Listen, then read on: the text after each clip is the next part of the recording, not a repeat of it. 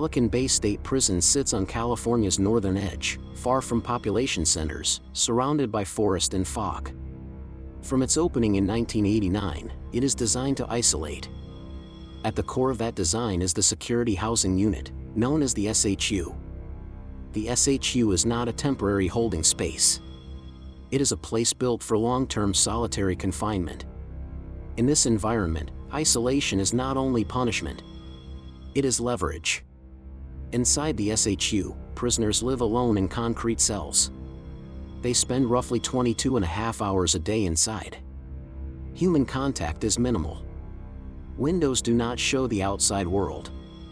Movement is controlled, scripted, and rare. This level of restriction creates pressure that is constant and cumulative.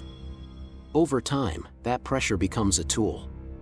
If stories like this matter to you, consider subscribing, because what happens next reveals how this system truly works. From the early 1990s through the mid-2010s, California operates one of the most aggressive gang management strategies in the country. Pelican Bay's SHU becomes central to that effort. Placement in the SHU is often tied to gang validation.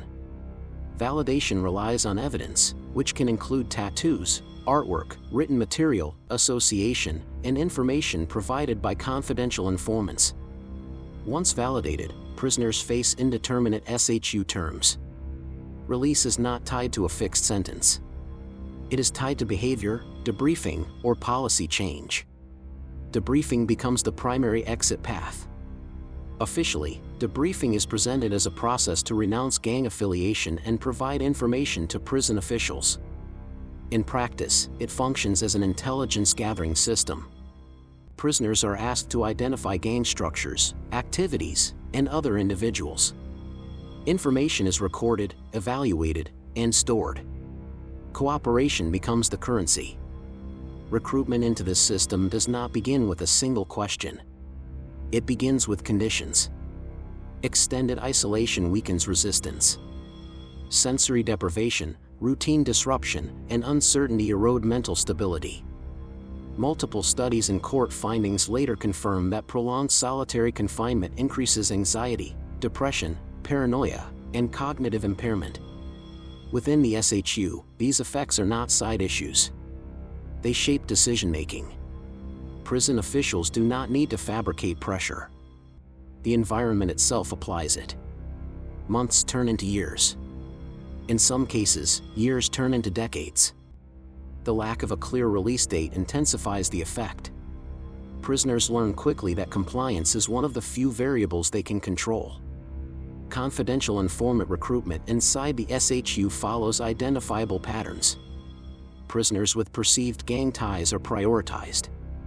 Those facing indeterminate terms are more vulnerable. Individuals with limited outside support face additional strain. Mental health deterioration increases over time, making offers of relief more persuasive. The system does not require overt threats. The conditions speak for themselves. Offers vary, but they follow a narrow range. The most significant incentive is movement out of the SHU. This can mean transfer to a general population unit, a step-down program, or another facility. Other incentives include improved classification status, access to programs, or relief from restrictive conditions. These are not guarantees. They are conditional. Information provided during debriefing is assessed by prison investigators, often through institutional gang investigators. Statements are compared against existing intelligence. Corroboration is sought but not always achieved. The system allows information from one informant to validate or implicate others. This creates feedback loops where unverified claims can carry weight. The risks of false intelligence are built into this structure. When isolation is the cost of silence, incentives distort accuracy. Prisoners understand what officials want to hear. Some provide partial truths. Others exaggerate or fabricate details. Court records and later investigations reveal cases where informant statements are inconsistent or unreliable. Despite this, they can still influence housing decisions. Inside the SHU, being labeled an informant carries severe consequences. prison culture treats cooperation with authorities as betrayal. Even the perception of informing can result in threats or violence if a prisoner is released into the general population. This risk is widely understood. It adds another layer of coercion. Refusing to debrief means staying in isolation. Debriefing means potential danger elsewhere. Prison officials are aware of these dynamics. Protective measures exist on paper, including confidential handling of informant identities and transfer protocols. In practice, information leaks. Paperwork circulates. Patterns are observed. Prisoners infer who has debriefed based on release timing and housing changes. Absolute secrecy is not achievable in a closed system. The SHU's informant economy reshapes power relationships. Prison officials gain leverage over prisoners through control of information pathways. Prisoners who cooperate gain temporary influence but lose long-term security. Those who refuse retain personal codes but face indefinite confinement. No option is neutral. Over time, this system affects gang structures themselves. Leadership hierarchies become unstable. Mistrust increases. Internal discipline intensifies. Some gangs adapt by limiting information flow. Others fragment. The SHU does not eliminate gangs. It alters how they function. Legal challenges begin to expose these realities.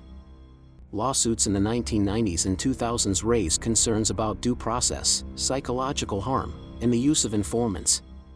Prisoners argue that indeterminate SHU placement without meaningful review violates constitutional standards. Courts acknowledge the severity of conditions but often defer to prison administrators on security matters. The turning point comes in the early 2010s. A series of hunger strikes originating at Pelican Bay draw national attention. Prisoners protest indefinite solitary confinement and gang validation practices. Their demands include an end to reliance on confidential informants as primary evidence. Media coverage and public scrutiny increase.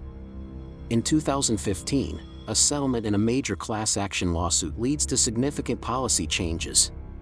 California agrees to limit indeterminate SHU terms and reform gang validation procedures.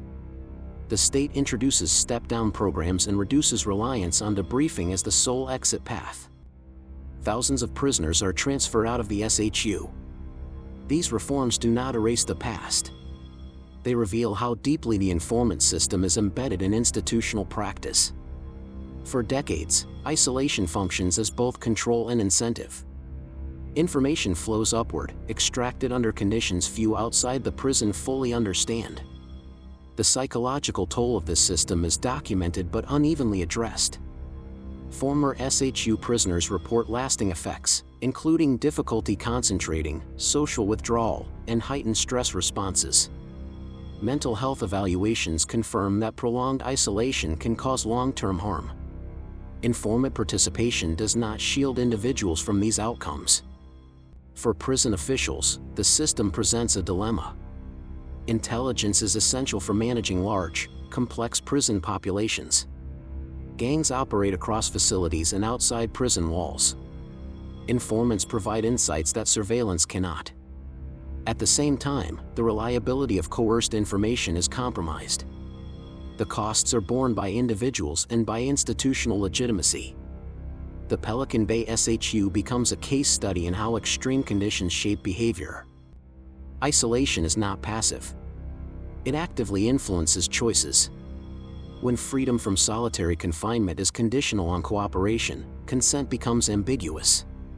The line between voluntary and coerced participation blurs. Today, Pelican Bay still operates, but its SHU is no longer filled the way it once was. Policy shifts reduce long-term solitary confinement. Oversight increases. Yet the legacy remains. Records, classifications, and intelligence files persist. Decisions made under pressure continue to affect lives.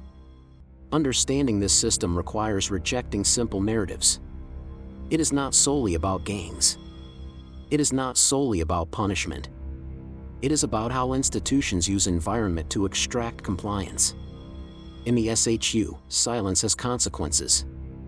speech has consequences too. Every choice carries risk. The story of informant operations at Pelican Bay is not an anomaly. It reflects broader trends in high-security prisons across the United States. When isolation becomes routine, it becomes a tool. When information becomes currency, truth becomes negotiable. This is how control operates in closed systems. Not through constant force, but through conditions that narrow options until cooperation feels like the only path forward.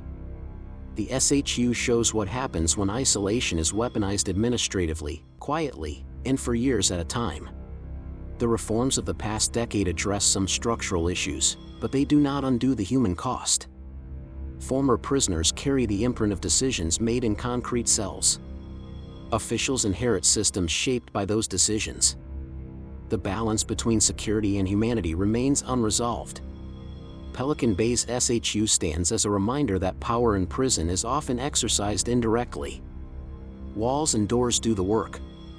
Time does the work. Information moves in the spaces between. What is taken cannot always be measured, but it can be traced. This system does not announce itself. It operates through policy, routine, and silence. Its effects emerge slowly, documented in files and in minds altered by confinement. To understand it is to understand how leverage replaces choice. If you think this story was intense, the next one will leave you speechless. Subscribe for more true crime stories that'll keep you on the edge of your seat.